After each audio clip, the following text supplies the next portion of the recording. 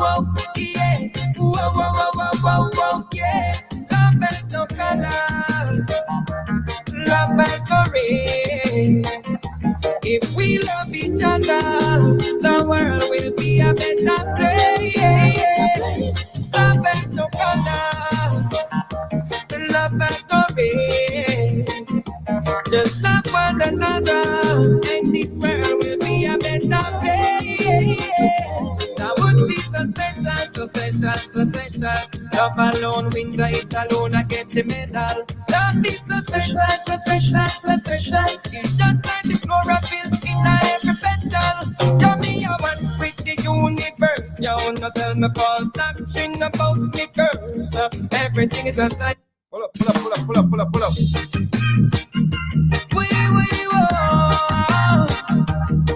Hey, hey, hey, hey. Ooh, yeah. Everybody say whoa, yeah, whoa, yeah, whoa, whoa, whoa, whoa, whoa, yeah, whoa, yeah, whoa, yeah, whoa, whoa, whoa, whoa, whoa, whoa, yeah. Love has no color, love has no race. If we love each other, the world will be a better place. Love has no color, love has no race. Just love one another, and this world will be a better place. That would be so special, so special, so special. Love alone wins, it alone I get the medal. Love is so special, so special, so special. It's just like the chlorophyll in every petal. Tell me I want with the universe. You no tell me false doctrine about me curse. Everything is a cycle and no reverse. So me you always the best and never yet the worst. Me and the water in the reverse. And if you look on it that way, then me can't return. Me you never last, me you always first. They teach me about them white and black Lucifer. But God has no color, God has no race. If we love each other, the world will be a better place. Love has no color, love has no race. Just love one another, and this world will be a better place. Beyond the darkness, beyond the light, beyond the Marcos, Africa unite. Beyond the global votes, lighting was right.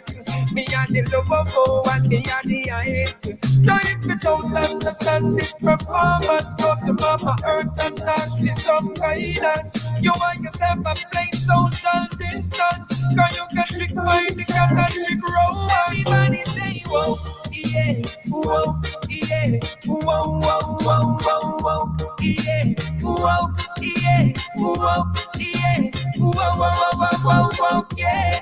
Love has no color, love has no race.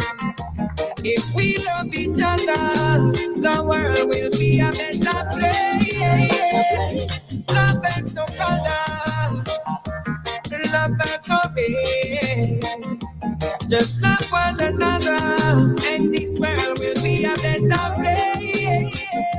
That would be so special, so special, so special. Love alone wins, it alone I get the medal. Love is so special. Heal up, heal up, heal up, heal up, heal up, heal up, heal up, heal up, heal up. The comments them, the comments them up on fire already. The comments them up on fire already. So we have a nice piece of reason in the evening. Yeah. We have a sweet piece of reason, yeah, and we have a special guest. So of course, brother Imhotep on standby, and we have a special guest, Carla. Carla Gulgata is someone I know for a very long time. Is a dear sister to me. So I just put that out there. Say if you hear any look of bias, you know, say this is somebody where me actually know. You understand me? I say. So we want to talk about the argument that has been circulating from the other day. Ever since I guess the argument in the call for the death penalty, increased with what happened in Clarendon. It is alleged that this youth, killed the mother and the children them. So of course, that type of gruesome act, people are go actually, in favor of the death penalty because, that is like, it can't get no more gruesome than that. Yes, so I say it not get worse than that. Yes, so I say. However, we have people around the world, organizations around the world who are against the death penalty, and for many reasons, and I support a lot of those reasons why we cannot have the death penalty or exercise the death penalty, because we do have the death penalty in Jamaica. It's just not active. Yes, I'm saying we have the death penalty in a lot of in some Caribbean islands, excuse me, but it is not active, and there are reasons why the death penalty is not actively used. Why it's not actively used in these countries? One, corruption. Corruption is a main thing why the death penalty is not being used, because most of the cases that go before the appeal courts, most of the cases where people were on death penalty, let me not say most of the cases, let me just say some, because I don't have the data in front of me, right? But some of the cases, which is a fact, some of the cases were overturned, yeah, on grounds where there were not sufficient evidence, there were circumstantial evidence that convicted these people. So the death penalty is a serious thing, because you don't want, because one situation happened that is so gruesome, everybody call for the death penalty and them reinstate, or them start hanging people again or start executing people. And then innocent people get executed. Yeah? Because we cannot deny the fact that we have a corrupted system. We have a system where it is so corrupted, it's corrupted to the point, and something happened this week, and some people, I don't even see some people talking about it, but something crazy happened this week, Something crazy happened, not this week, a few weeks ago, or last week, where the same justice where everybody, speaking against that him need to step down. He had to challenge the prosecutors, because it is said that persons on the gang trial that is going on, persons that they charged for murder were in jail when the crimes were committed. I mean, not say murder, crimes. The man them were there in front of the court. And this is a serious thing, The man them were there in front of the court, The judge of your school, the prosecutors them, because the man them the court, the man them in a jail when these crimes supposed to they said these crimes happened. Supposed to have happened, So the judge school them. You see? The judge say, yo, it's like a dolly house. It's like a dolly house court in our run. So imagine we have a system so corrupted where, according to the information, see, a man in a jail when a crime was committed, but yet still the man is charged with the crime. Let me just pull up that before we start bringing the guests them. And before we even dig into it. But just to substantiate the argument. See, watch it. You see, they don't talk about this, because it defeats them purpose. But if you're going to be a journalist or a reporter or a vlogger or whatever, you must be, you cannot be biased. You have to talk the truth. So everybody a call for blood and, all kind of things, and, the youth, them dead and them to go to prison. But if the criminal justice system, is corrupted, then we can't have hanging, or we can't have capital murder punishment. You see, we can't have punishment for capital murder because innocent youth, no matter how you want to take it, one innocent life is a life lost. No matter how you take it. If you want to say the good have to suffer for the bad, well, put yourself or your family in the situation where, you know, your family get arrested and it, you know, evidence is presented that your family was at a murder scene or committed a murder, and you know that your family was in the house. Look how much you them take out of them bed according to residents in areas and kill. Say them did have gun and them thing there. So with a corrupted country, you can't have the death penalty active.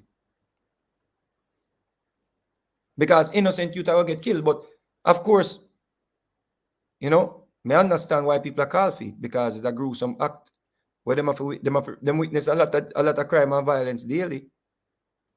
So look on this now. The Wandan gang trial is now likely to continue longer than expected after defense attorneys revealed on Monday that 2 of the 5 police witnesses they intended to call are on suspension. So the 2 policemen them were supposed to be witness to the crime, right? Witness to the man them committing the crime. They are on suspension. Attorneys Esther Reed and Dennis Inson made a revelation prior to the requesting subpoenas for the officers to appear in the Home Circuit Court. The attorneys who represented Pete Miller, Khalifa Williams, Tariq James, and Donovan Richards expressed difficulty locating the officers who created records of their clients while they were in custody. No, you can't. This is something where in front of the courts, you know. So when you see the call for the death penalty, you know, it's not logical.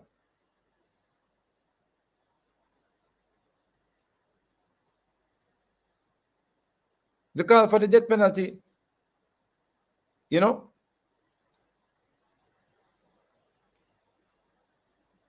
it's not plausible. Because how you carry the death penalty when man in a jail, when man in custody, but a report is made against them.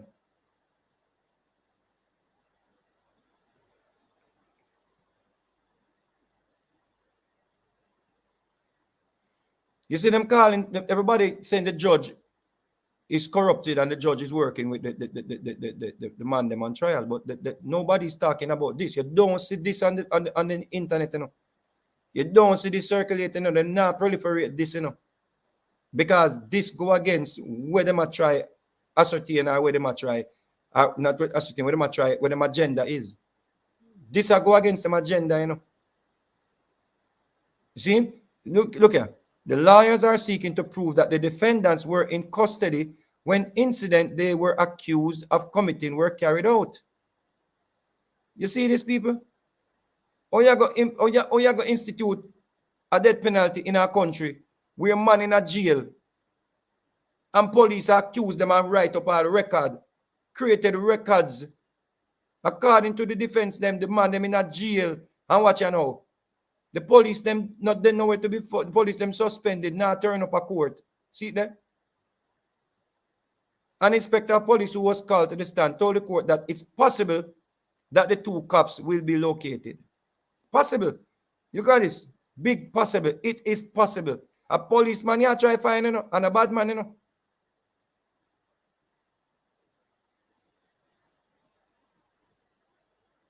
It's police officers you're trying to find, you know. You would think there's some bad man or some gunman you look for, so you say it is possible.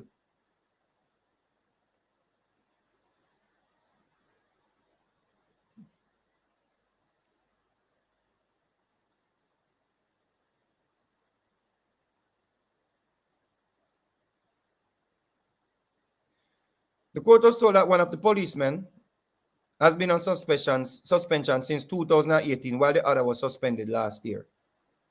Chief Justice Sykes had been hoping to complete his summation this month, but noting that it is unlikely that the trial will finish this term. Justice Sykes said the rest of this month will be spent trying to locate the cops. They are searching for police officers who filed reports or created reports that these men were responsible for crimes while the men were in jail.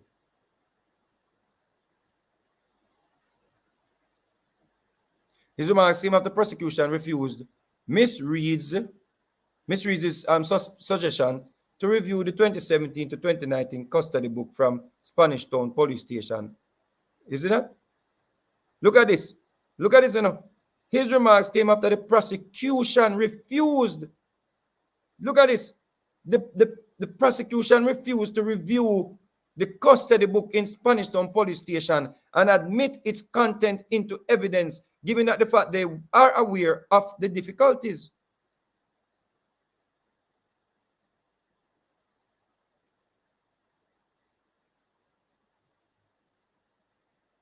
Justice Sykes pointed out that if there is no reason to doubt the records, there is no point of creating unnecessary difficulties.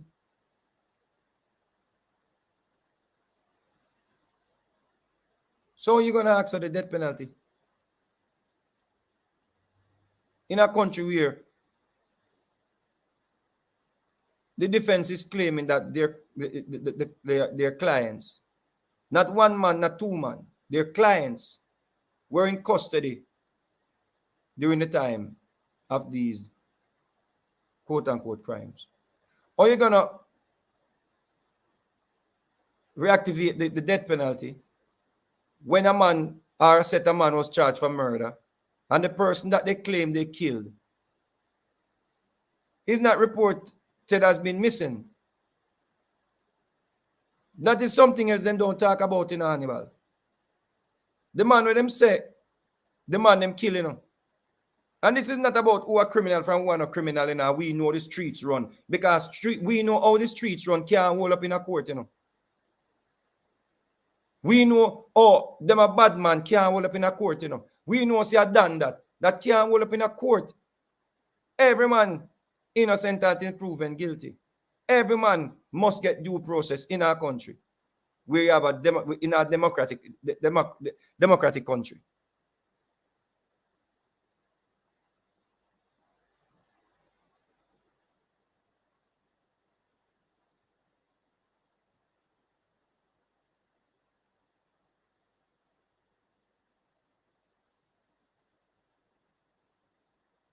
So the robot the other day pointed out Carla. The robot pointed out Carla, or called out Carla, and basically nonsense Carla's mission, human rights mission, and went into his data box and his brain, his brains cabinet. In a sense of trying to ridicule her. But nobody's making the argument of how much innocent youth in a jail charged for murder. So because we see all of these things showing up on the internet, yeah man, start hang people again, start kill people again. So they're making the case that they have to bring the death penalty because Jamaica is one of the most violent countries in the world, according to them. So of course, them use these statistics or these data for drive them narrative. They have to use this data to drive them narrative, you know. You see? Them say Jamaica number one. They're not far from number one. They're number two. You see what I say?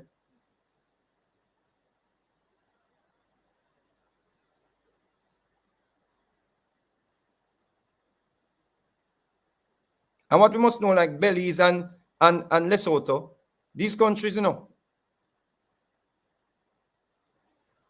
them have a death penalty policy, you know. Jamaica has a death penalty policy, you know. It just not been used. But Belize and Lesotho, they have a death penalty policy. And they are in the top 5. Now, a death penalty policy, if you can argue that it has not been used. Why it has not been used? Because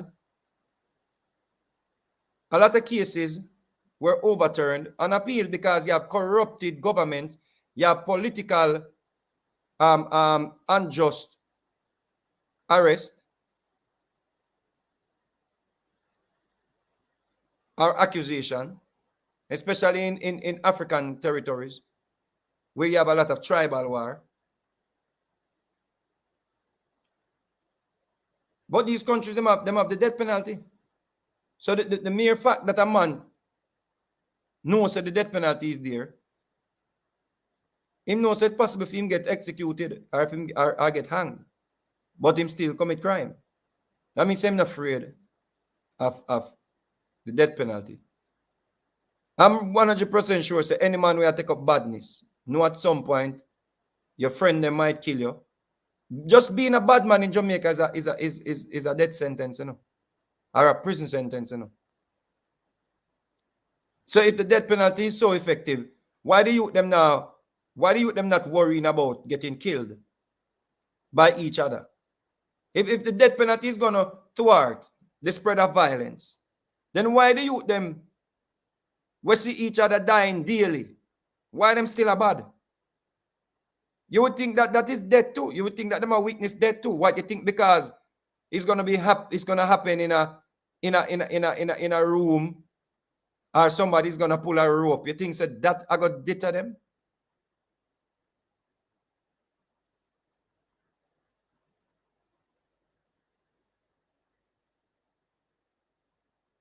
I create the robot I say I never bring on Carla.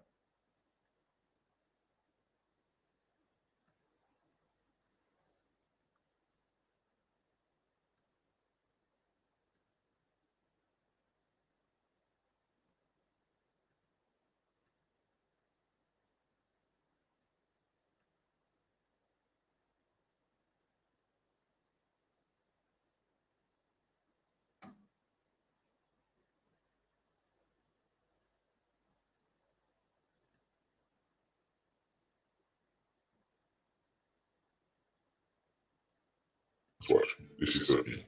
Now, today I'm going to be responding to article I see in the papers, the Jamaica Observer to be exact. And they were talking to, or they were mentioning some comments made by the executive director of Stand Up for Jamaica. That is one of the many human rights groups in Jamaica. As you know, they have like Jamaican for Justice and these organizations. So Stand Up for Jamaica is one of them. The lady who was speaking, her name is Carla.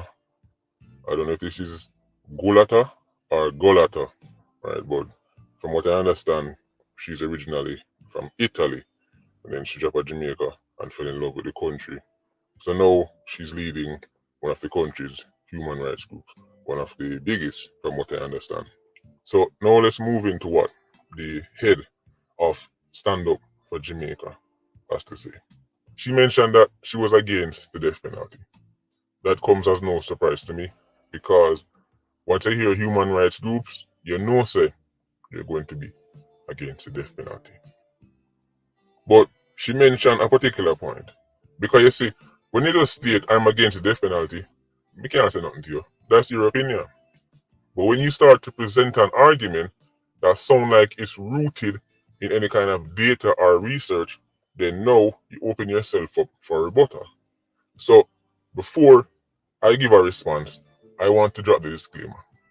As you can see, Ms. Carla Golata is the executive director of Stand Up for Jamaica. The last time I checked, the executive director of a human rights group is much bigger than a local YouTuber. So people love to remind me that I am no quote-unquote expert, and I agree, I am no expert at all. I barely go to school, can barely read and write. Right? I am just adding my 2 cents to the argument. So I kneel in sackcloth and ashes and apologize to Jamaica's academic community. Clearly, I am not worthy to stand in your presence. So this is just a little YouTuber attempting to offer him 2 cents to something when see in the media. So please do not smite me with thy superior education and intellect. Now, I can move into what Miss Carla said. She mentioned the United States and Canada. What was she saying about the United States and Canada? Well, I quote, every few years, somebody is waving for the death penalty as a solution, which over the years we have seen is not. There are countries like America where the death penalty is used and their crime is still very high. There are countries like Canada where the death penalty has been abolished, where the violence is not even a third compared to the United States. Golata reason. And again, I don't know if it's Gulata or Golata. Right. So that is what she had to say. She compared the United States and Canada. Her argument is Canada murder rate is lower than America and it doesn't have death penalty. Therefore, that shows you say the death penalty doesn't work. Here is the problem with that argument. It is very easy to debunk using Miss Carla's own logic. I'm going to tell you why. I want you to look at your screen right now. The homicide rate for Canada hover around 2 per 100,000. That's quite low, especially compared to countries like Jamaica. Now, she mentioned the United States, which is usually around 5.5 per 100,000. That is hardly very high. And the United States, when you look on it as a whole country, it can be misleading because state by state, things get different. Every state basically act like its own mini.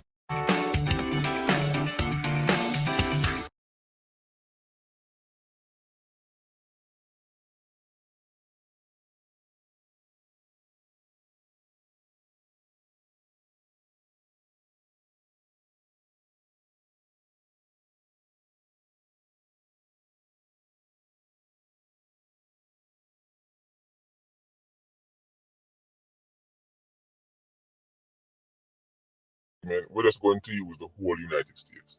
It's usually about 5.5 per 100,000. Not very high, as she say. Right? And again, it's not every state even allow 5.5 per 100,000. Like its own mini country. And some states have higher murder rate. But for the sake of argument, we're just going to use the whole United States. It's usually about 5.5 per 100,000. Not very high, as she say. Right? And again, it's not every state even allow capital punishment. But I digress. We're going to just work with what she say. Whole America versus whole Canada. 2 per 100,000 versus 5.5, 6 per 100,000. According to her argument, just using those two countries, there's nothing here to see. Canada have a lower murder rate with no death penalty. America have death penalty and it's higher than Canada. So let's look at the countries in the world with the lowest murder rate. It's there on your screen. So what I will do now is apply the executive director's logic to these countries. Remember, according to her, the fact that Canada has a lower murder rate than the United States shows that the death penalty no really low on the murder and has no effect on the murder rate. But we're not even going to talk about causal effect and say this cause this and that cause that. We're strictly using the executive director's logic. So you see 10 countries on your screen. These countries' murder rate make even Canada murder rate look high because them so low. You see, Canada make America look high, but these 10 countries make Canada murder rate look high. So by her logic, these countries should not have the death penalty. Let's start with number 1. Now I went through the trouble of researching every single country in the top 10 and see if they not only have the death penalty but use it. Those are the two criteria I look for. Right. Them have it and them use it. The reason why I need the two of them is because Jamaica have it but Jamaica don't use it. So you need to have it and use it. Number 1 on the list, Japan. Lowest murder rate in the world. Does Japan have a death penalty? Yes, absolutely. Not only do they have the death penalty, but them use it frequently, as you can see on your screen. Japan, the country that is known for being so peaceful, right, have a reputation for, very low murder rate, even though it's the home of the monstrous Yakuza.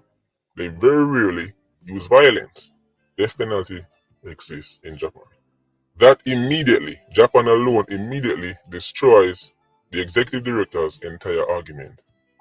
Because if you're saying Canada having a lower murder rate than America shows that the death penalty don't work. Now, according to the director's logic, this then reverse everything because Japan have a much lower murder rate than Canada with a death penalty. So the fact that Japan have a lower murder rate than Canada, wouldn't this flip things over again?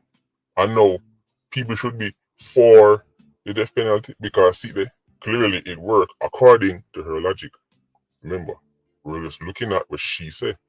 But maybe a buck ups. Second on the list, and tie with Singapore, them two countries are always at the very bottom of murder rate. Singapore, 0.2 as well. Very, very low. Does Singapore have and use the death penalty? Yes, frequently. As a matter of fact, them use it for all things like Diet Coke. If Singapore catch you with Diet Coke, well, let's just say you're going to have a very bad day. So that's two countries already. So the next country on the list is Hong Kong. I'm going to skip it because Hong Kong is now a part of China. And China is slowly bringing Hong Kong laws in line with the mainland. Right? Them say at first them like to separate it, but now things are starting to get a bit spooky. That's why you see them have big protests and things in Hong Kong. So one time when Hong Kong was a part of Britain, then it would have make sense to separate them. But now that Hong Kong is China, I'm going to skip it. Let's move on to Luxembourg. Does Luxembourg have the death penalty? No. When was it abolished? 1979. In the context of history, it's not that long ago. However, I will give them that. Luxembourg does not currently have a death penalty. What about Indonesia? Right? As you can see, Indonesia have the 5th lowest murder rate in the world, 0.4. You notice all of them are lower than Canada by far. Does Indonesia have the death penalty? Absolutely. Their death penalty is carried out by firing squad. Do you know what a firing squad is? A group of armed personnel, can be soldier, police, whatever, water, literally put the prisoner in the sight of them weapon and let them start fire until the prisoner. This room is so you. I love this.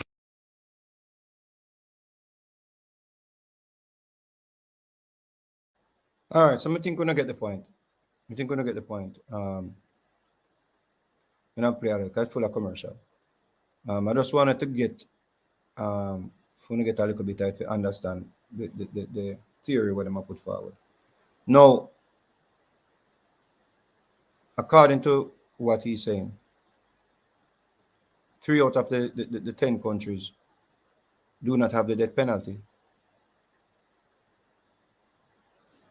but they have a low crime rate.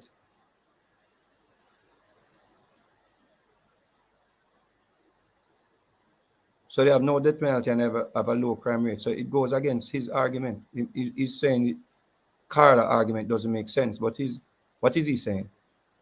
He's pointing out something that is proving that his argument is not plausible. Is implausible. Because if 3 out of the 10 countries don't have the death penalty, but them have a low murder rate, it shows you that them don't need the death penalty if you have a low murder rate. That is what basically I say, you know. So to sidestep those countries as, oh, they do have the death penalty, but they have a lower rate, murder rate.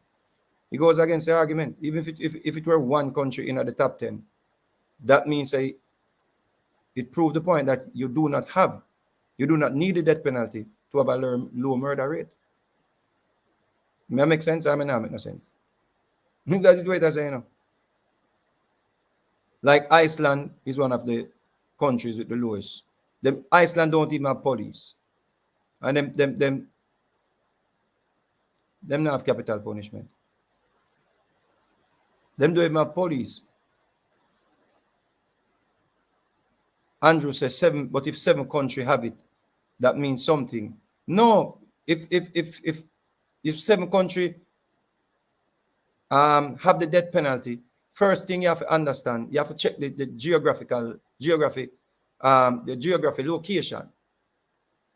You understand me? I say? Because some of these territories, the death penalty is given for like certain crimes. So you can't just look on the top 10 and say, oh, the death penalty is keeping crime or murder low or whatever, or people, whatever it is. Countries will have the death penalty, whatever. Because those countries, you have some countries where women get the death penalty for commit adultery. You understand that? And if the death penalty will stop crime or stop murder, then explain Illinois, not Illinois, Missouri. Explain Missouri Missouri is one of the top 5 states in America when it comes down to murder. Top 3. Missouri is top 3 on the data that I saw. Then Missouri is top 3. So if Missouri is top 3 and them have the death penalty. So that means that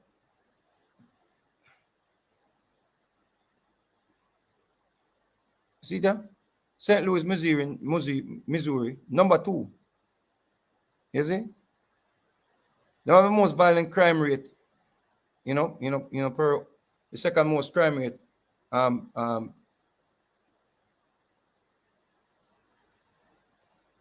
Crime rate per 100,000 people. In 2019, the state, Missouri, had 194 people in 2019 were killed, were murdered. I say number 1 in Michigan. So we have number 1, yes, and we have number 2, yes. We're talking about the death penalty thwarting or stopping people from committing murder. So you would think Michigan, a man has to because Michigan don't have the death penalty, or the death penalty is not active. That's why you have so much murder. But explain to me Missouri. Missouri, they executed a man, I think, in 2005, the last execution. That means it's still active. So his argument trying to rubbish Carla. Me no see.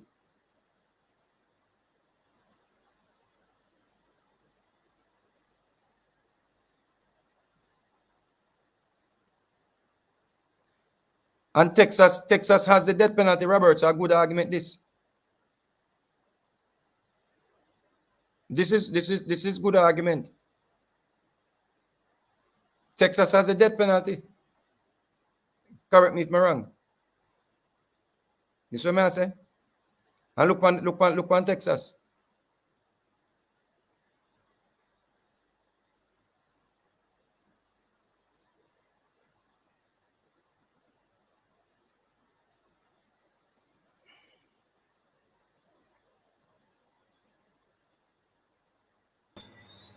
Yes, sister.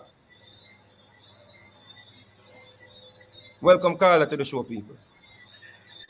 Thank you very much. Thank you, Vegas. Give thanks I to was take the time listening out. to the program keenly. Give thanks for the acceptance of the invitation. Yeah, man, I'm ready to take another wave of critics, even tonight. But may you go way back. So yeah, let me start. If you allow me, with a little story. Jamaica has death penalty. Okay. Nobody has been executed in Jamaica since a long time.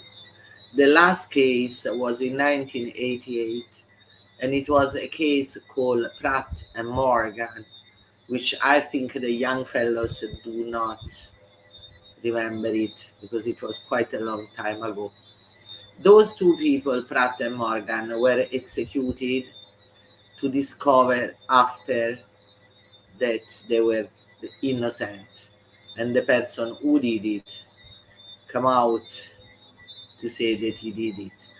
At that time, there was a wave similar to this, but it was a wave against death penalty because people were horrified by the idea that two people were executed.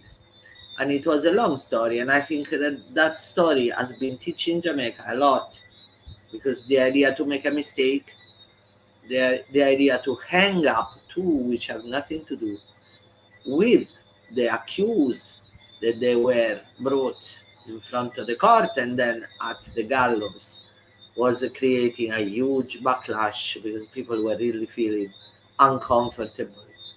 And I think that we all know that it has been happening a lot of times. There was another famous case in the United States, Sacco and Vanzetti, which were two kind of revolutionaries, and they were executed to be discovered innocent. I think that should teach a little about the value of life, about how difficult it is to judge somebody without being sure 100% about what is the final outcome. And I was also listening very, very carefully to the YouTube gentleman, right? Because I follow him sometimes. I listen to him in the morning. And he was mentioning which country are retentionists, which country are abolishing death penalty. But there was a segment which I want to discuss with him, but it was not possible at that time, that is bringing some other numbers. For example, the numbers of those which are executed in the United States, which are 82% black people. That is something which is that is one of the reasons also. I have more than one why I am against the death penalty, but this is one of the major reasons. And I say it as a person which works a lot into the penal institution, stand up as programs there, right? And there is something which needs to be considered. If you are rich, if you have an excellent attorney, you don't end up to the gallows. Can somebody give me an example of somebody which was a billionaire, a millionaire, a star, movie star, or whatsoever, which ended executed? And I think this is something which makes me feel particularly bad, because as a person which works in the prison, I see every day how poor is the justice system. If you don't have the money, you won't get a good attorney. If you don't have a good attorney, you won't get a good defense. And there are people which are incarcerated for longer than their terms, for longer than their sentences, because nobody remembers to call for the appeal. So there is something which is really tough. I don't like to say it, but I still want to say it. We sometimes have to suggest people which want to appeal not to appeal unless they have a very good attorney. Because if somebody appeal, maybe as a 3 years sentence, he will wait for the appeal for 5 years. Going back to the death penalty, that is also something it is very much linked to discrimination, right? Yeah, innocent people are dying in death row, and innocent people, but also guilty people, they still have the right for a fair trial, right? Everybody has a right for a trial. Everybody. I get kind of offended sometimes when somebody say, "Oh, human rights, they defend criminals." Are you crazy? Are we crazy? Human rights work with the victims. I don't have not even a criminal coming to my office to see us and to work with us, and we work for is what? Abused women, raped women, abused children, mentally ill, people which have been abused by the police. These are the victims. And we provide them with an attorney and make sure that the attorney do his job and bring to court the perpetrator and make sure that if the perpetrator has done something wrong, he has to pay for it. Just to clarify that, this is something which is grieving me a lot. Last year, we have been assisting 190 women which were violated, raped, abused, beaten up, burned the house, burned the car, etc., etc. We have been bringing a lot of the perpetrators to court. This is our job, defending the victim, not the murderers. But on the other hand, I don't want to be blind, and I want to see where discrimination is blatant. Rich and poor. Hey, It's a story that has not been solved along the billion of years, right, that we are going through. I was asking a question before. Can somebody tell me the name of a rich, famous billionaire which has been sentenced to death? None. And when I look at the fact, for example, that a lot of the people in the United States are black, that does not mean that black people are more criminal than white people. That means that black people don't have the money to get a good attorney and a good defense. So looking at these kind of things, I think that we should reason together and try to go to the roots of the problem. The story of the mother with four is horrible. I mean, everybody got horrified, me too. That night I was thinking about the fact that I have 4 children and I don't know what I would have done, because I really felt it emotionally. But apart that lady and the children, don't we read on the newspaper every day how many people, mother killed son, son killed mother, brother killed brother, grandfather is killed by the young fellow which won the money because he's not working, etc. I think that we should consider what is wrong, because it is the crisis which we have been seeing coming, and nobody has been moving one single finger to prevent. We can shout loud. Now, everybody shouting. I don't like to shout, because when you shout, you don't reason, right? We have to think, we have to reason what went wrong along the pipeline. And I think that we all are guilty for not doing anything where we know that there is need for things to be done. We work with some team of youth at risk, right? 14, 15, 16, they already have been committing an amount of crimes, maybe minors, right? But if you work with them, you look at them, you discuss with them, you learn that no father is around, mom is too busy to try to put some food on the table, and I don't blame them at all, because I know how difficult it is for a mother alone to grow the children. School on and off, no guidance. The only thing that they hear is from the road, where they see somebody which is a little older and tell them, I say, carry this from here to there, and I give you 5,000. That's what they learn. That's what they do. That's why they do it. I don't say that is right. It's wrong. But who has the responsibility to leave a whole heap of people alone without any possibility to see that there is another avenue? If you don't teach them, they don't know that it exists. They do not know. Their loneliness is so loud. Their loneliness is so loud that working with them, sometimes you really sit down and say, okay, let's talk.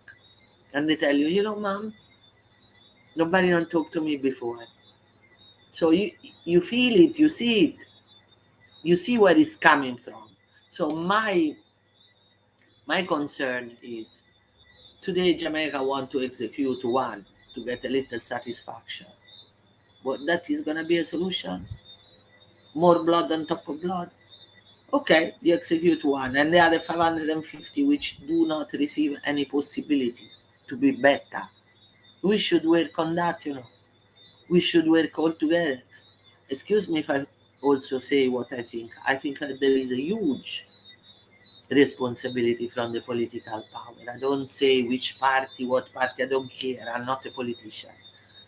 Right? I see that all things which should have been done, they mention sometimes a whole heap of money spent. Where is the money? Where the money gone? There was the first SOE, you remember, 3-4 years ago. And they say, okay, the SOE will be used to restrain people and put programs. And when I say programs, in my mind, the first program which I think about are 2, the school and a job. Because if people don't have a job, how they can reach at the end of the month? They must be doing something wrong, right? The SOE was there. A lot of people end up in the lockup. Freeport was full from top to bottom. Public defender went there trying to take them out, and she was sent back home and say that's not her portfolio, which was her portfolio. And then people were there for 80 days, 100 days, 120 days. And then one morning you say, all right, you can go on, no charge. You think that that will encourage somebody to be honest? Or that is opening the avenue, the main avenue for anxiety, vexation, revenge, all sorts of things? I think that what we do not do as a society, because I feel Jamaican, same as Jamaica, never born in Jamaica, but I live here since 30 and more years. And this is my country. And this is why I'm lobby for my country, my way, which maybe you don't like it. But what I wanted to see is where the problem is coming from. Because if you do not go there and you keep putting another patch, okay, we will have two people hang up, we will have an ex-SOE, we will have another confrontation between the police and soldiers, we will have another police officer which is boxing a woman, as it happened the day before yesterday.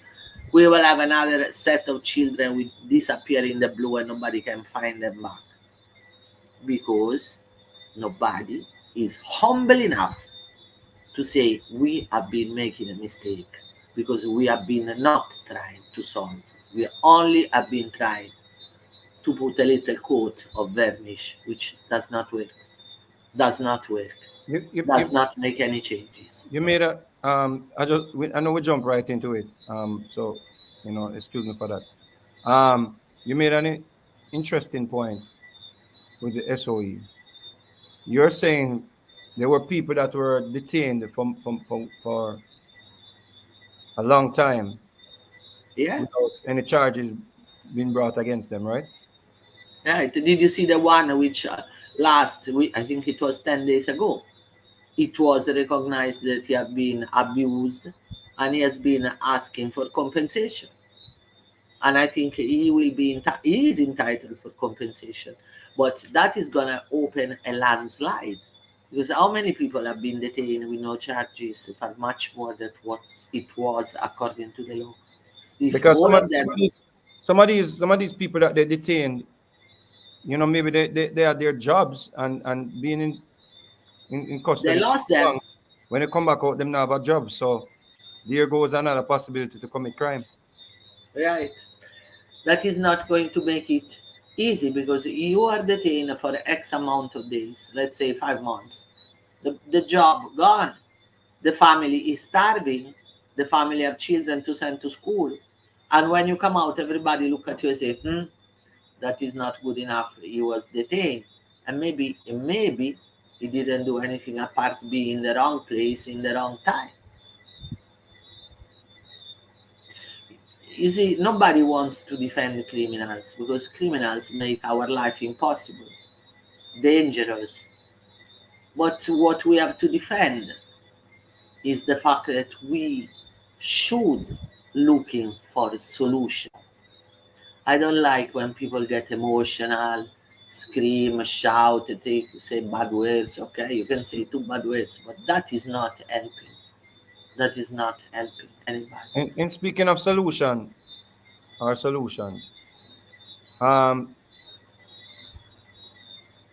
explain a little bit to me about the education program that you have implemented. Well, let me just read this first. Human rights group Stand Up for Jamaica is pleased to announce the results of this year's Caribbean secondary certificate examinations, which were taken by the inmates involved in our prison school program. A total of 85 inmates from the Tower Street, St. Catherine, and Fort Augustus correctional facilities sat the exam this year. Tower Street, 15 of the 19, or 79% of the inmates, passed at least one subject. St. Catherine, 21 of the 31, or 68% of the inmates, passed at least one subject. 4th Augustus, 28 of the 35, or 80% of the inmates passed at least one subject. SUFJ, through funding support from the European Union, has continued to support the operations of the Prisoner School Program in collaboration with the Department of Correctional Service. The commitment and work of the warders at the various correctional facilities has been significant in the success of the Prison School Program, particularly during this time of COVID-19.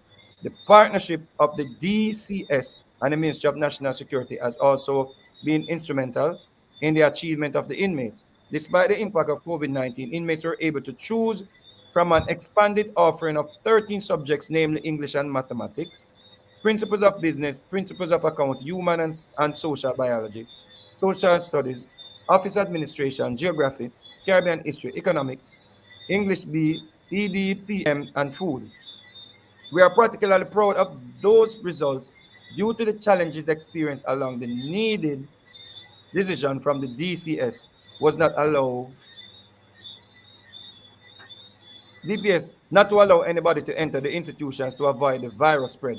The special efforts have been made to provide all computer laboratories with the equipment to provide online classes, webcam, additional computers, improved internet connection, and Zoom ID for both teachers and officers made it possible.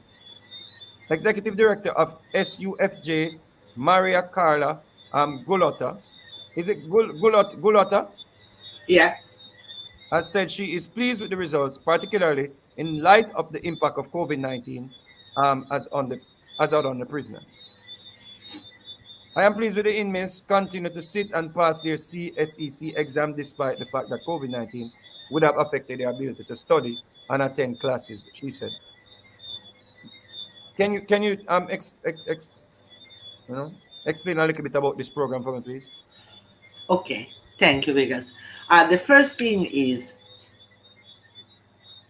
opposite to what most of the people think. We are desperately trying to fight crime, and we were looking at, they call them correctional services, right? It's prisons.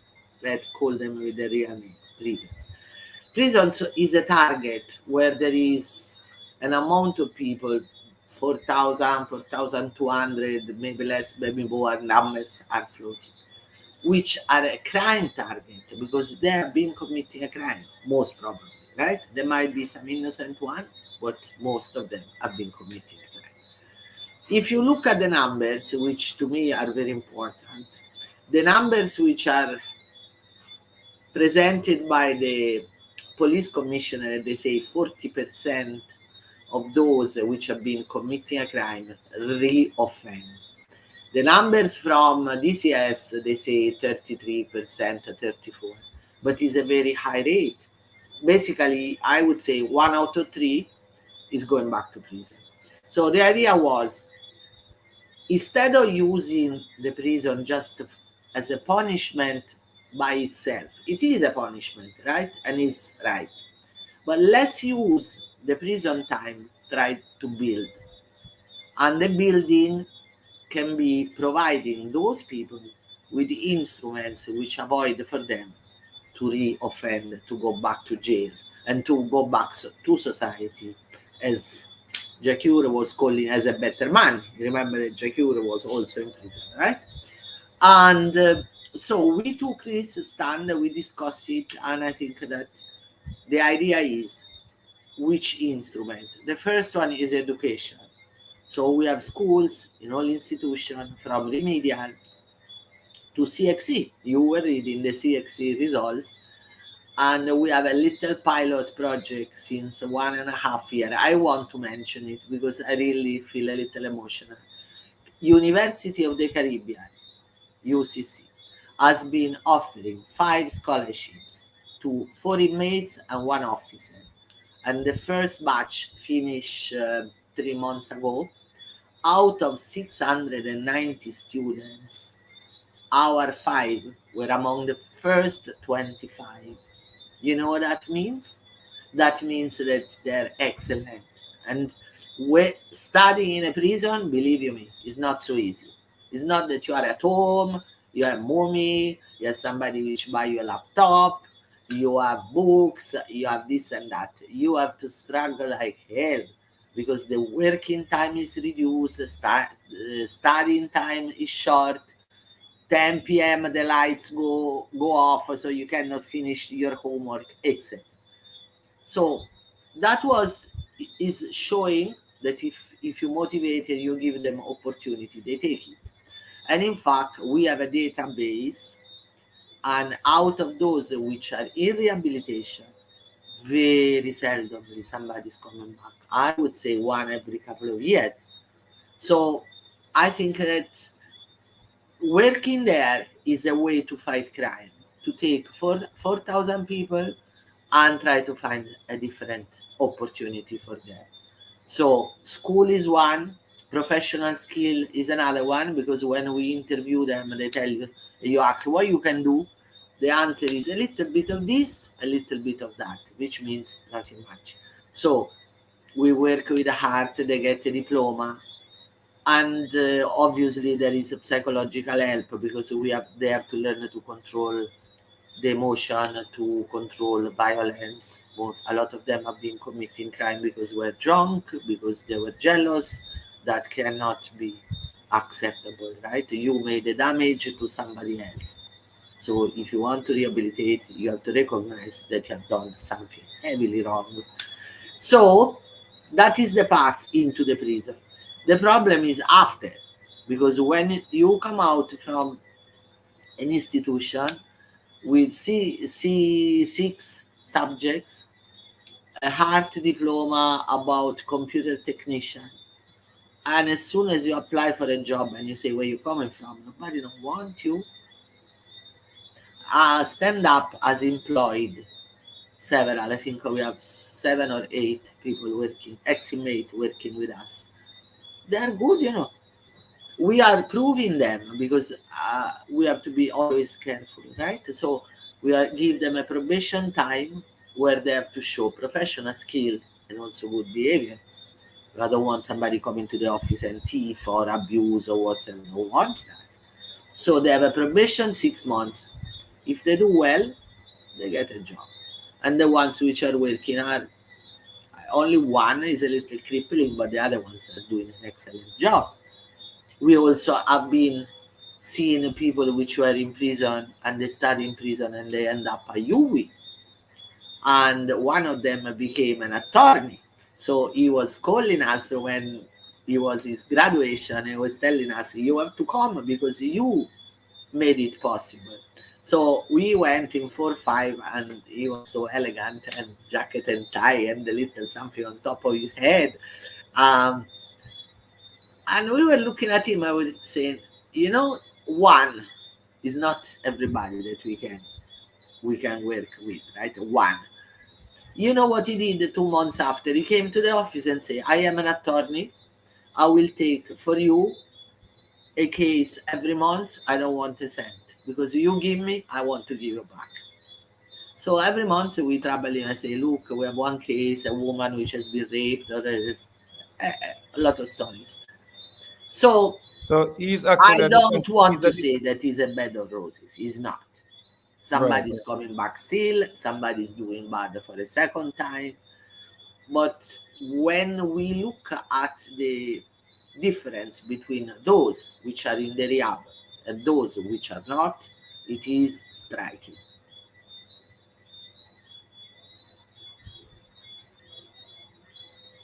And that is helping us to along the COVID, it was a living hell, you know, because we couldn't send the teachers. We have a big staff of people which are working there, trainers, teachers, gynecologists, doctors, psychologists, etc.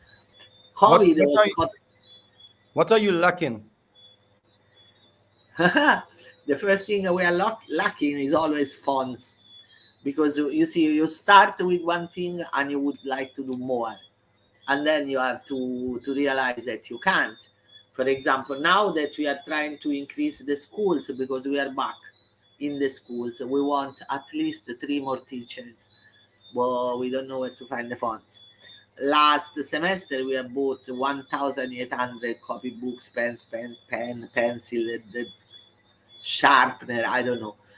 If I take more students, I need more materials.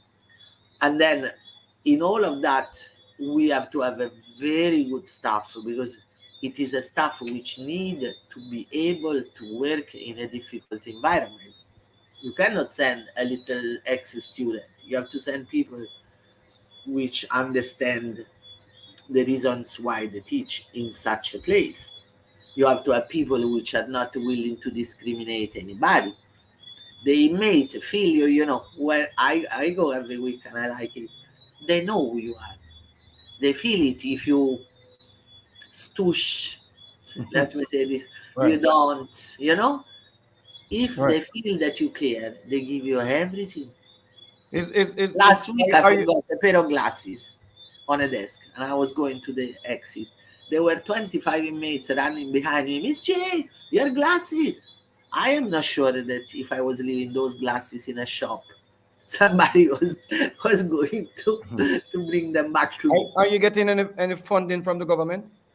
No, we get funds from the European Union, which are really ungrateful, because it is a strong support financially, because they give us some money for 2-3 years, and plus they try to help.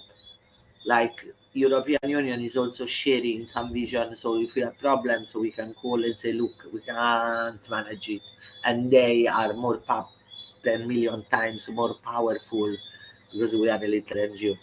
We get some money from Caribbean Vulnerable Community, a little money we got it from CARICOM, and then we beg.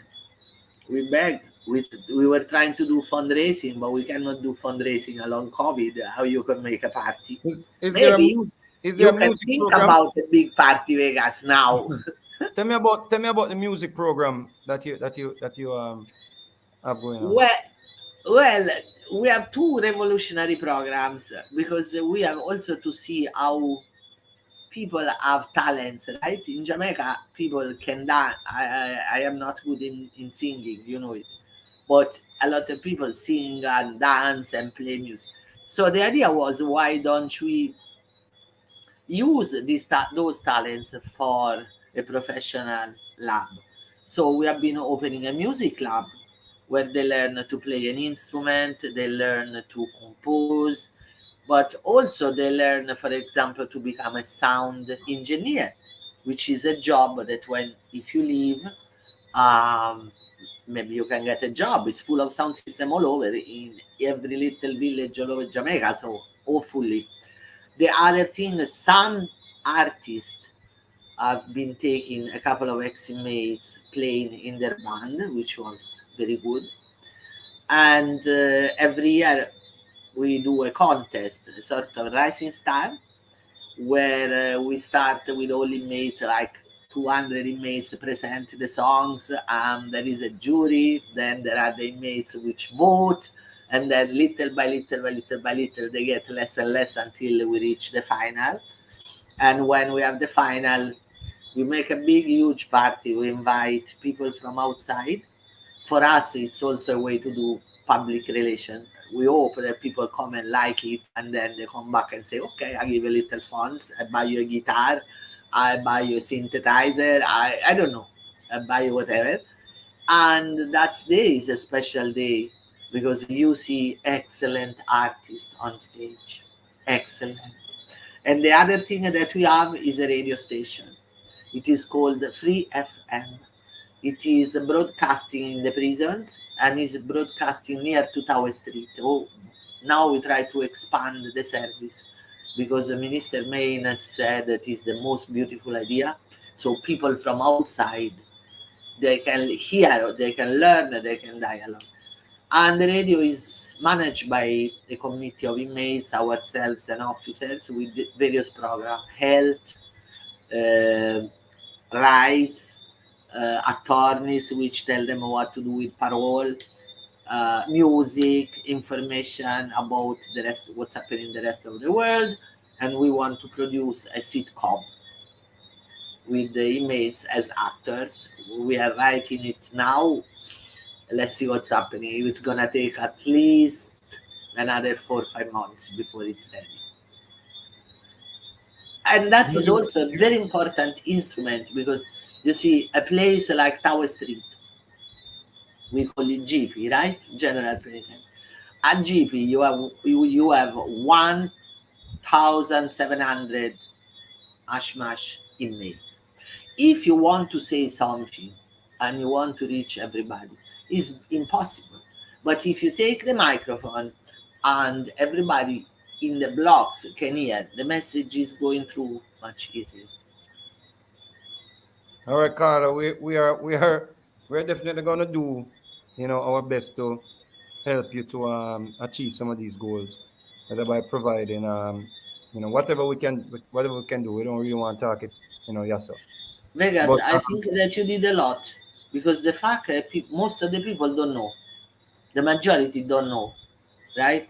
So when people, through you and the space that you have offered to stand up and what we do, learn that what has been done, it's a great present, great.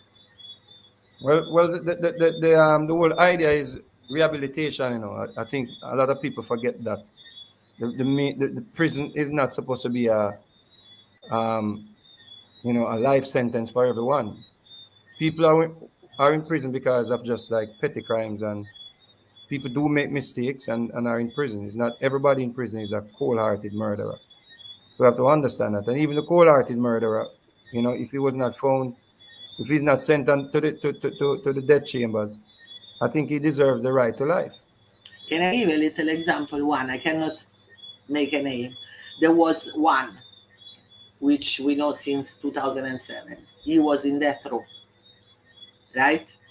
And he was repenting for what he did. You know that he is a pastor today? He is a pastor. He's out. Yeah. He's out on the street. He was going through a long process of rehabilitation. He has been showing desperation for what he did. He has been asking to meet the family of the victim. We cannot forget the victims, right? We can't. And I don't know what he did. Honestly, I don't know. But after a time, the family of the victim was writing a letter saying that they felt that he was really sorry for what he did and that he was ashamed. And they were among the ones which asked for him to get parole.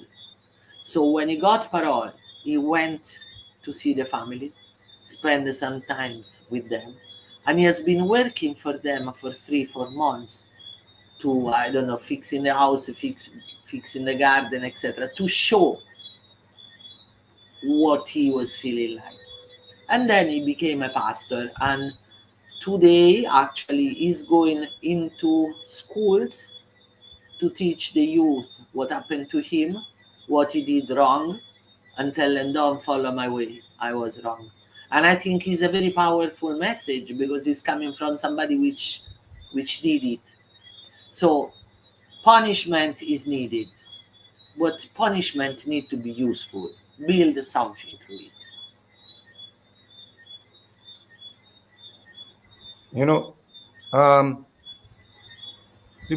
People have to understand that we don't hear these stories often, so it's strange. But we give thanks that you can share this with us. You understand? We know you're doing a great job. We're going to do whatever we can to to keep you going, you and your team. And I appreciate you. I appreciate you a lot. I know there are people out there who appreciate you and appreciate what you're doing, because as you say, solution is the key, and you're providing solutions, not just in one area. Yeah, so we give thanks to that. We And try. Let me say the right. truth. We try. But before I go quickly, Not every time we are successful. you yourself have been a victim of crime here in Jamaica. But Yeah. how did that not kill your spirit to continue? Well, it happened even to me. I was kind of traumatized. And then I was thinking that the best thing I could do is to use my experience to learn how other people feel. Because one thing, if you don't know, one thing when you feel it on yourself, on your skin, right? So, for example, I was learning this sense of fear that for months, every time there was a noise somewhere, I was jumping up, ready to fight. And I think that has been, I mean, I would have done without it, right? But through it happened, I try to use it to learn something. You can learn from bad things too. Give thanks, the time out to come talk to it. I'm gonna have to let the world know that I send you a big blessing, Vegas. I send you a the person big, that talk about huge the media blessing. has a face. Yeah, man. Big up yourself, Carla. Continue to do good over here, and we'll definitely be here to support you. All right, give thanks. Thank you. Yeah, man.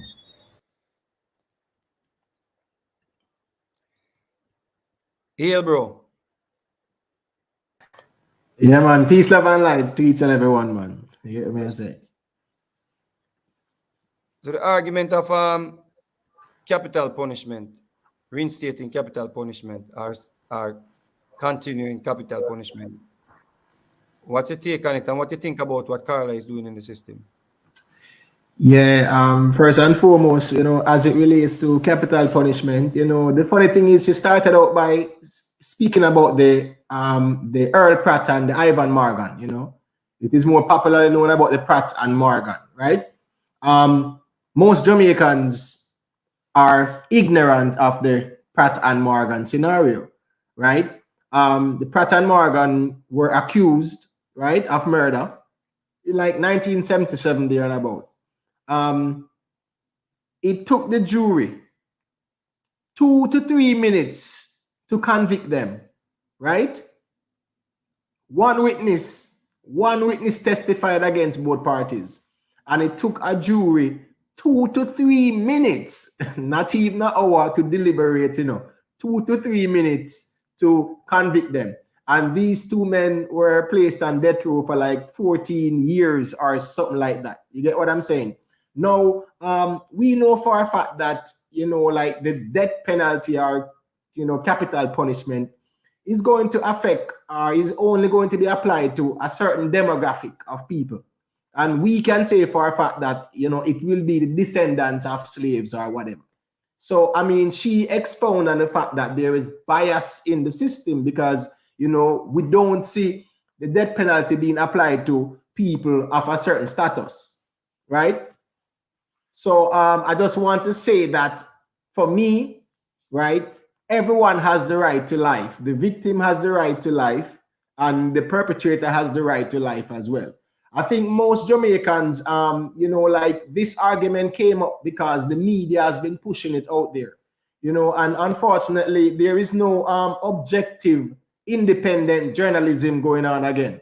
This is more like a knee-jerk reaction where they want to use the situation that transpired in Clarendon to, have like a test guinea pig, so to speak, right? The death penalty has been, there has been a moratorium before in Parliament, right? Until 2009, there was a moratorium on the death penalty. They put it on pause. It was only reinstated in 2009. Why was a moratorium placed on it? You get what I'm saying? The thing is this now. When we look at Britain, because the Queen is the head of state for Britain, and the Queen is the head of state for Jamaica. Britain has abolished the death penalty in like 1988. I think their last execution was 1964, right? If the Queen is head of state of Jamaica as well, why is it that the death penalty is still active? Because when you look at Britain, Britain has a Human Rights Act. I stand corrected, but I am not aware of Jamaica having a Human Rights Act, right? And it is very important because the justice system, right? The justice system has to be fair and balanced. There has to be, the right to life. There has to be the right to due process. There has to be the right where you are innocent until proven guilty.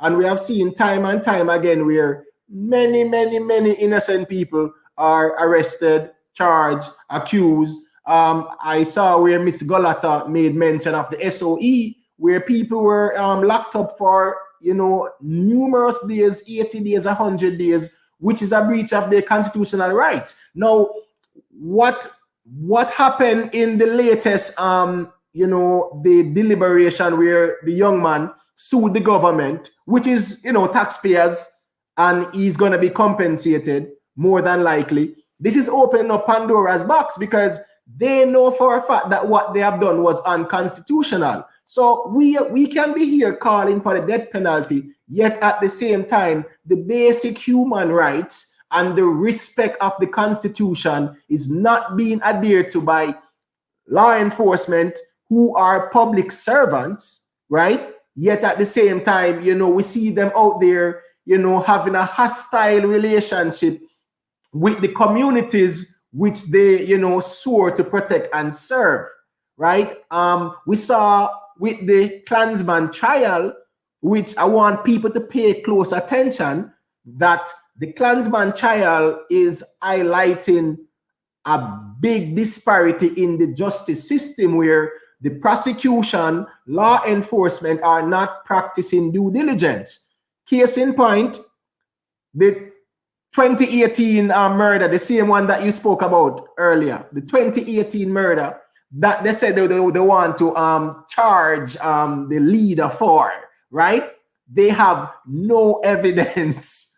Yet at the same time, when the judge rebuked them to say, if there is no substantial evidence, then why are you charging this man? The prosecution is asking the judge to accept the information as being factual. No, if this was an ordinary person, so to speak, who could not afford, you know, like a lawyer to defend him properly and say, hold on, there is nobody, there's no crime scene being processed, there's no evidence that this person died, you know, why is it being, you know, submitted as say evidence against me and as part of an indictment? Numerous of men, you know, have been charged and locked up for crimes that they are just being accused of, and just a simple statement by maybe, you know, a law enforcement official send them gone to prison. So we have seen throughout even the Wandan trial, so to speak, right, that there are many deficiencies in the Jamaican criminal justice system. Many. So, you know, in order for us to get emotional about what transpired in Clarendon and have a knee-jerk reaction and say, should we, you know, should we bring it back in, or so to speak, you know, it is kind of counterproductive, because at the end of the day, Jamaica is a signatory to, you know, human rights conventions, and human rights must also take precedence. We can emotionally say, but hey, warm to the people them where him killer, warm to the criminals them where commit the act. The victims have a right to life, and so is everybody else. I mean, she spoke about her engagement with the Department of Correctional Services, right? She spoke about her engagement with the Minister of National Security, right? Yet there is no government funding provided to at least ensure that, you know, they are contributing towards the rehabilitation of these people. Yet they are quick to produce data to show that you know, once they are released, they are quick to reoffend. But you're telling me that because what I think they want a high rate of recidivism. That they need that. They need that to run the criminal justice system if they want reoffenders. Because let's look at this. Let's look at this soon. Right? Run a program where, you know, where the government is not actively involved in the funding. Yet the program is her engaging with government entities, right? So it shows the elephant in the room that the government does not invest in social intervention programs, right? There is no community engagement between police officers or law enforcement officers and communities. The only time there's an engagement is a hostile one, right? The biggest mistake the Jamaican government has made, right, is to look at crime, to think that they can solve crime on their own. It takes a collective effort. It takes community engagement. It takes the support of members in the communities to aid in the fight against crime, so to speak. As a matter of fact, talking about fighting crime, crime is a problem. You do not fight a problem. You try to figure out what is the solution for the problem by looking at the root cause. Now, you're telling me that you have a government that when it's budget time, Subi, right? And we have seen this in the past. The Ministry of National Security has gotten more money than even the education sector. As a matter of fact, money has been taken from the education sector to put towards the fight against crime. So it goes to show where the priorities are. The government is more focused on chopping down the branches while the root still remains, right? They are not looking at the socio-economic causality. You know, we just wait until when, you know, a child growing up, you know, in a hostile environment, childhood trauma, you know, live it all, see it all, becomes a criminal based on the influence around him. We are quick to judge and condemn them, but we are not talking about what social intervention programs can be implemented to mitigate, you know, like these children growing up to become criminals. Because truth be told, nobody is born a criminal. It's based on their environment. Their environment dictates, you know, their actions in most cases. So if you look at the social intervention program by the Jamaican government, it is woefully lacking. The main focus is fighting crime because crime is big business. Crime is big business in Jamaica. Everybody is benefiting from crime. Billions of dollars is allocated in the fight against crime every year than any other portfolio. And you should look at the social intervention programs, look at initiatives that can prevent these people from becoming criminals. But that's not the focus. Because you were going on, remember, so them have to buy arms from them big daddy too, you know. And they want to spend the tax dollars money on buying arms because the arm dealers, them in the foreign countries, you know, they have to sell a certain amount of arms. And Jamaica, the more crime Jamaica has, is a better business for the foreigners them that are going to import arms in the country for the police them. That is correct, because I mean the fact that the Ministry of National Security is allocated more money than any other ministry, you know, it shows not that crime is that sort of a monster. It shows where the priority of the government is. Now you look at the responsibilities of members of parliament, right? Every time crime is discussed, right, the responsibility or nothing is said about these members of parliament who are in charge of the constituencies. They are placed there to run these constituencies. A couple of years ago, it was mentioned in Parliament in the PAC, the Public Accounts Committee, that the constituency development funds had millions of dollars sitting in the bank and was not being utilized. And that flew over everybody's head because we just want to focus on crime and not focus on these members of parliament who have an obligation, right, to say contribute towards the social intervention and the social well-being of their constituents in whatever way, shape, or form. Money is allocated in the constituency development fund. There are so many initiatives that can be done in terms of social intervention. What we see happen, where whenever there is war and curfew, you see the member of parliament coming to town. Now, I can suggest a solution for crime in Jamaica. And if every member of parliament has to live in the constituency or live in the area that's crime infested, you would see a reduction in crime. I guarantee you 100%. Because at least they will make sure that the environment in which they live in is safe for themselves and their loved ones. But no, we have a political system where these people only come in for photo ops, right? Whenever there's a flare up of violence or, you know, a massacre occur, etc., etc. So, you know, there is not enough social intervention are program. doing election campaigns. Yeah, I mean, and that's the political science being applied, unfortunately, on the ignorant and the gullible. So we can be here and say, yes, we want more social intervention programs. We can see, you know, the police and, you know, civilians in these, you know, communities at war. But whenever there's election time, it's the same people, you know, run and jump up and down and say, them are die after this and die after that. So, you know, it's a science. You see, Marshall, them don't understand the side of the reason, you know, Marshall. Them don't understand. So the more crime, you know, increase in Jamaica, is the more business, you know, for the people and we trade arms. A lot of people don't understand this.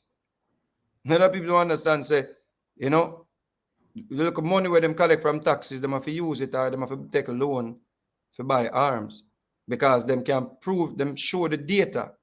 When they present the data that there is a, you know, crime problem in Jamaica, of course, you know, them gonna get arms, you know, from certain foreign nations, you know, just that's as gift too. Some of them I get gift, as you know, because of course the foreign nation bought it from somebody and sell it back and give it to them. Because the foreign nation want destabilization too, so them can come in and buy up the properties them when you know the place destabilize and buy cheap. And Subi, if we look at even crime, right?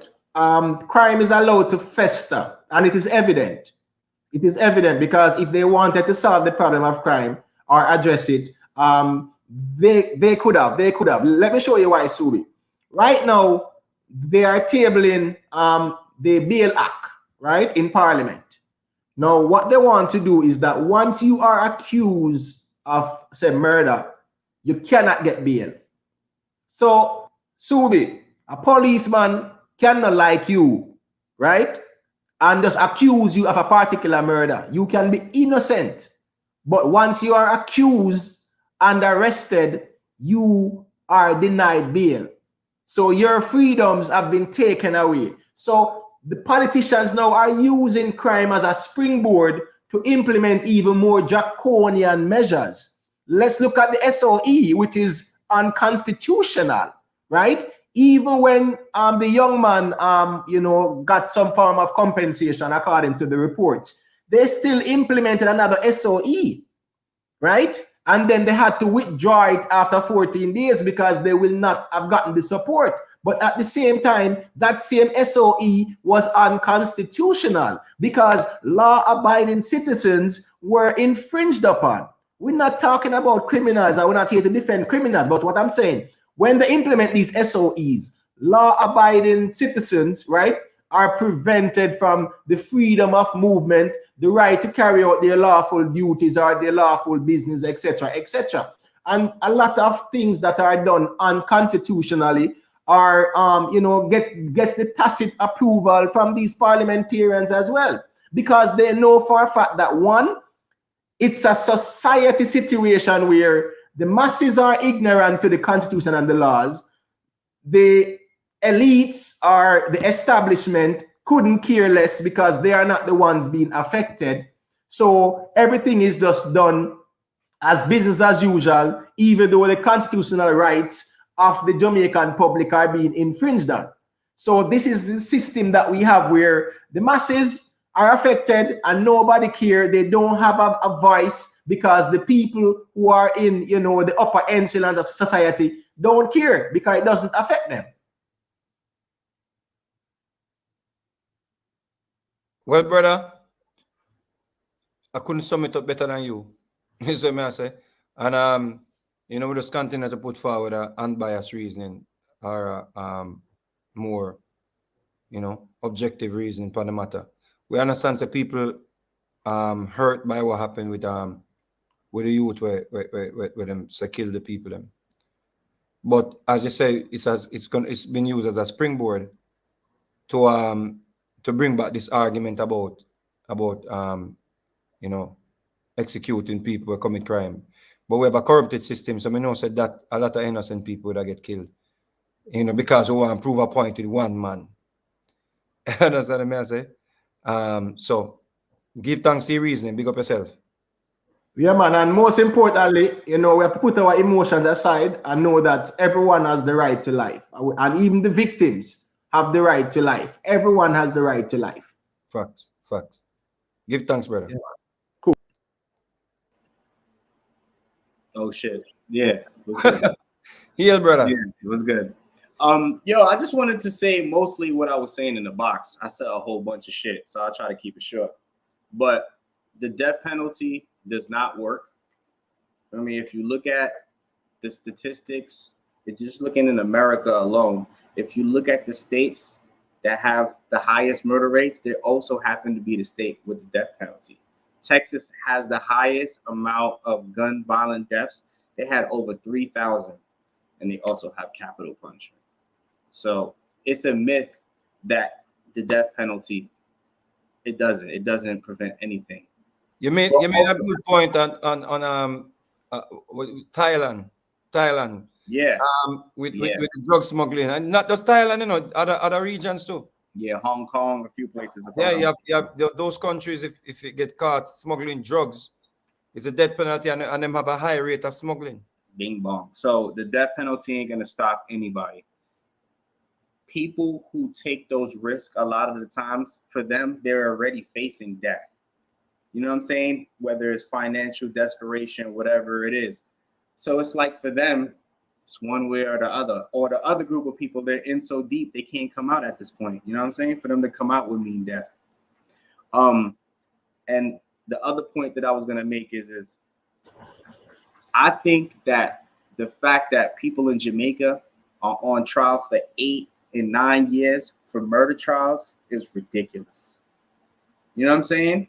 You mean to tell me, and I mean, I feel like I've heard Sir P mention that before, like once they get bail, you never see them again. You know what I'm saying? Because if you got to go, or even if you do go to trial, 8 years, you know how much time that gives you to kill witnesses, kill this, kill that, kill this. You know what I'm saying?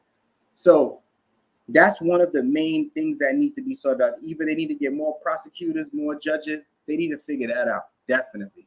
Bro, I know a woman. She's in the witness protection program. I don't know. She told me she told me she was gonna come out. She lost everything. Her daughter, you know, the you know, it's alleged that, you know, her daughter was molested by, you know, a grown man, a pastor man. And you know, the case got, you know, to a point where her life was in danger. So they put her on a witness protection program from the child was 13. Mm-hmm. The child grew up now to be a young woman, graduate university, gone, leave the mother, and the case is still going on, brother. Yeah, that's ridiculous. So at this point, she's like, what am I even fighting for again? My daughter big and gone left me. Me the year, nothing. Was it worth it? Was it worth it? Was not even so it goes to say, when you hold a man in a jail 8 years, you know, 8 years you take to bring a trial, a charge or a case against anybody, to bring up a case in the court. Witnesses done died, people that got married, moved, Some people, even people that were assaulted or family members were assaulted. During that time, because get drawn out, a man just find a way to send some money go get the victim or the victims. A man go kill off the victim or the victims. Threat. Somebody have enough time to send threat to them as well, you say. And bro, one more thing. 8 years, your memory gets clouded. Just think about stories that happen with us. You tell a story so many times, little pieces of the story get changed, and you believe it to be true. You know what I'm saying? Like, I know I've seen messages, like, you know how sometimes you look on Facebook, it'll be like 10 years ago, you wrote this. I read this shit, I'd be shocked. I'm like, I wrote that? I said that? You know what I'm saying? So just imagine with shit like that, like pieces and things get changed up. So that's a big flaw that needs to be fixed. You see, we want the overall of the justice system, but I think they do not want that. You see, places like Guyana and Jamaica, and I think Trinidad, to those regions, you can see the regions that made an effort to clean up the justice system. You can see the difference in crime. But I'm telling you, places, Jamaica, I don't think Jamaica government, and this is not about JLP or PMP, the government on a whole, you know, the system is built and the system benefits from crime and violence. So them have no intention of cleaning it up. And as we said before, they have to trade arms and them embrace criminality. You understand? Big up yourself, brother. Always good reasoning with you. You always provide the data. Big up yourself. Time, brother. Love. Big up. Yeah. So people, there you have it, you know. We just give you a different side of the coin. You can take what you want to take from it and leave what you want to leave. You understand? We just try to be objective on everything. I'll try to be as objective as we can. So there you have it, Carla. She's doing a very good job. And of course, you know that you can reach out to me, 1-876-581-5466 if you want to contribute to our program. She's doing a really good program. And, you know, I'm all for it. So if you have a keyboard, you see Dillinger, if you have a guitar, if you have a keyboard, you know, you can send it on. You see me, I say? So, Sandy was talking about jungle justice. Me no know about that, Sandy. Me no know about jungle justice. But you know we feel about that already, Kai. Yeah. You know me feel about that already when it comes down to children. I may have the same feeling with children, but I have to be rational in my argument still. See? Miss Hall says she hope them locate the 2 police officers that wrote up or put forward a report that the man them commit crime when the man them was in jail, according to the defense. The defense of the man them they are jail, and it was reported that they committed crimes. And they have the logbook to prove that they were in jail. So all the people who are calling for the death penalty, including a robot man, including what it seems like robot man is calling for, you need to highlight some of these things too. The flaws in the system, but you not highlight that. Because I just blood on the one, blood in the east, blood in the west. Big up on yourself, people.